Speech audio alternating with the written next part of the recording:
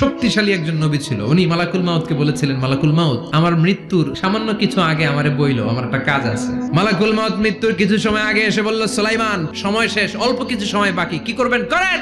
সাইয়েদনা সুলাইমান জিনদেরকে ডাকলো, ও জিনেরা, বিশাল একটা প্রজেক্ট আছে, প্রজেক্টে কাজ শুরু করো। আর কিছু জিনকে বলল, চারদিকে গ্লাস ফিটিং করা একটা রুম বানাও। সাইয়েদনা সুলাইমান আলাইহিস সালাম গ্লাস ফিটিং করা রুমের ভেতরে ঢুকলেন। এই রুমে ঢোকার দরজা নাই, হাতে একটা লাঠি নিলেন, লাঠির মধ্যে ভর করে দাঁড়িয়ে রইলেন আর জিনদের দিকে তাকিয়ে রইলেন। জিনেরা এত বদমাশ ছিল, সাইয়েদনা সুলাইমান দাঁড়িয়ে না থাকলে কাজ করতো না, দাঁড়ায় না থাকলে আজও লোকজন কাজ করতে চায় না, ঠিক কিনা?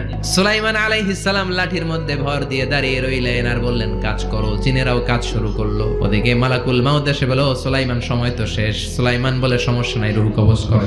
মালাকুল মাউত ওইভাবে লাঠিতে ভর দেওয়া অবস্থায়, দাঁড়ানো অবস্থায় সাইয়েদনা সুলাইমান আলাইহিস সালামের রূহ কবজ করে নিলেন। উনি এমন ভাবে দাঁড়িয়েছেন, রূহ চলে গেল, লাশ হয়ে দাঁড়িয়ে রইলেন। লাঠির মধ্যে দাঁড়িয়ে আছেন, জমিনের মধ্যে লুটিয়ে পড়ে নাই। সুবহানাল্লাহ।